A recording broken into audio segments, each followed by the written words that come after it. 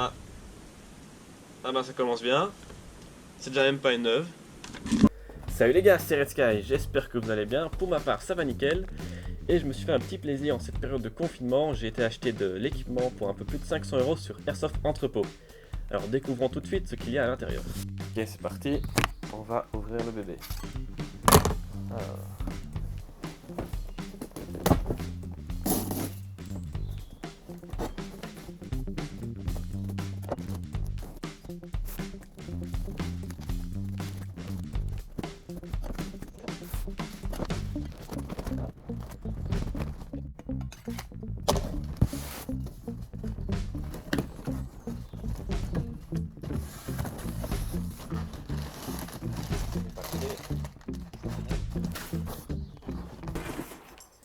On va voir ça après.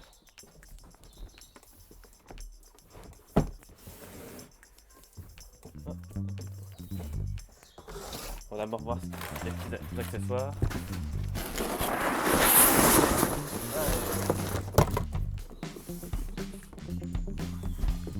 Ok.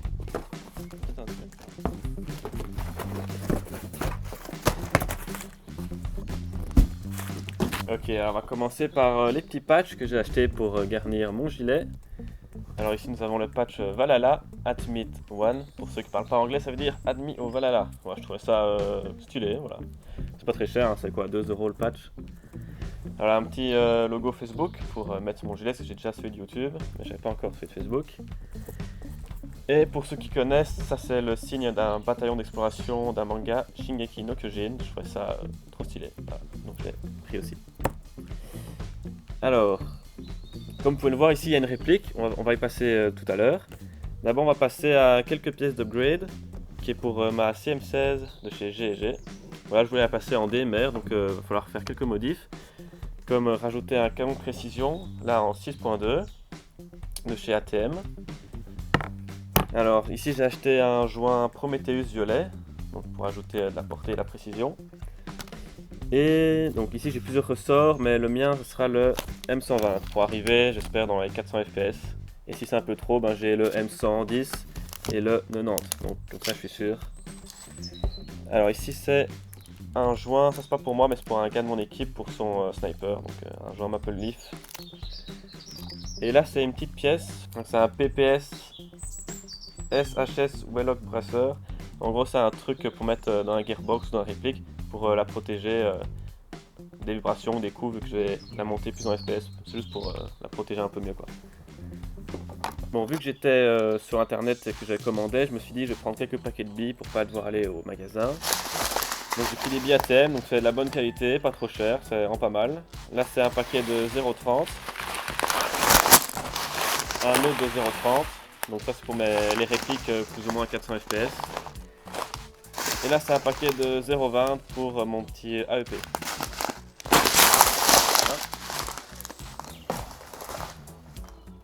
Alors ici nous avons plusieurs chargeurs de la marque Amoeba. Alors je vais en déballer un. Pourquoi j'ai pris ceux-là? Alors tout d'abord, donc c'est les mid-cap qui peuvent mettre 140 billes. C'est vraiment pas mal parce qu'ils étaient déjà pas chers et parce qu'ils avaient ceci. Donc c'est une petite languette, quand vous mettez votre chargeur dans le gilet, vous pouvez la retirer facilement. Et en fait d'habitude ça s'achète aussi, cette petite languette. Mais là elle était déjà dessus, donc je trouvais vraiment ça pas mal. Et vraiment le prix était correct. Je sais même plus combien ça coûtait, mais vraiment c'était peut-être 5-6 € quoi. Ouais, 7. Et voilà, 140 billes. Super. Donc, vu que la réplique est noire ici, ce sera pour cette réplique là. Et les deux chargeurs en TAN sera pour ma GG, vu qu'elle est aussi en TAN.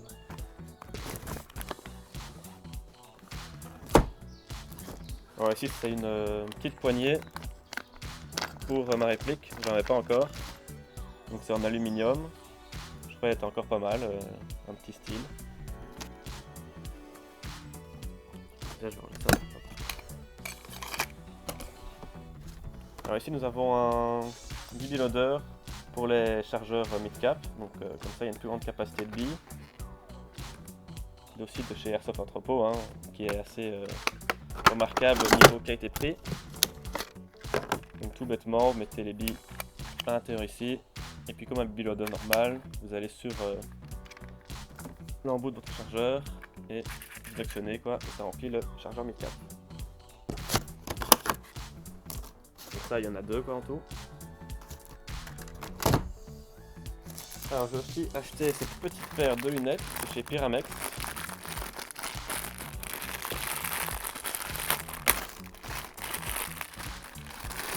Alors pourquoi je les ai achetées? Parce que j'avais pas de simples lunettes pour faire les petites vidéos ou juste les poser tranquillement pour pas me mettre les grosses quoi. Franchement elles coûtaient quoi? Allez, 4 €. Ouais, c'était pas mal. Je ferai peut-être une vidéo où je jouerai avec pour tester s'il y a de la buée ou pas. On verra ça une prochaine fois. Ok, alors maintenant on va passer sur la réplique. Donc c'est la Phantom Extremis MK3 de chez APS. Bon là la boîte elle arrive déjà un peu endommagée. Bon, ça peut être rien mais c'est quand même... Bon voilà. Sinon la boîte en général elle est bien je trouve avec la tête de mort. Là c'est marqué compromis n'est pas une option. Ben, on va voir ça tout de suite. Ok donc elle s'ouvre ici. Ça j'imagine c'est la feuille pour me dire... Ah bah ça commence bien. C'est déjà même pas une neuve. Ça c'est un bon de livraison pour cette réplique qui a été chez quelqu'un d'autre. C'était le 24 du 2. Là ça fait déjà 3 mois. Donc c'est déjà même pas une neuve. C'est déjà pas sympa sur entrepôt hein, de pas signaler que c'est pas une neuve et qu'on vous l'envoie comme ça. Bon j'espère qu'au moins elle a aucun problème. Bon à l'intérieur il y a les... Ça c'est des gardes pour cacher le garde-main. Nous avons un chargeur. Bon, on voit hein, déjà une petite trace d'usure. Ça a déjà été utilisé. Ça c'est... Ah, ça c'est pas mal. C'est un couvre-rail en Picatinny. Adaptateur pour le rail ici qui est en M-Lock. Ça c'est pas mal que c'est déjà fourni avec. Parce que d'habitude, il faut se les procurer soi-même et c'est assez chiant de trouver ça sur internet. Alors pour la réplique en elle-même. Donc elle est vraiment déjà je trouve pas mal. Là elle est en ABS et en aluminium, donc le garde-main est en aluminium, le canon aussi, et les organes de visée. La crosse est pas mal, rétractable comme ceci, plusieurs positions, le hop-up, ouais. Alors, la sécurité, qui est ambidextre, hein, gauche-droite, le sélecteur de tir qui est ambidextre. Par contre, voilà. On voit déjà que le sélecteur de tir bug complètement. On n'arrive déjà même pas à aller. Là, il est déjà en full, je sais pas pourquoi. Et il peut même pas aller en semi. Donc là déjà il y a un problème. Bon à part ça, les inscriptions sont pas mal je trouve, sont assez stylées. Mais bah, déjà, ça c'est déjà pas normal quand en sortie de boîte la réplique arrive avec le sélecteur de tir qui bug. Bon, à part ça, la détente ici qui a l'air vraiment très réactive.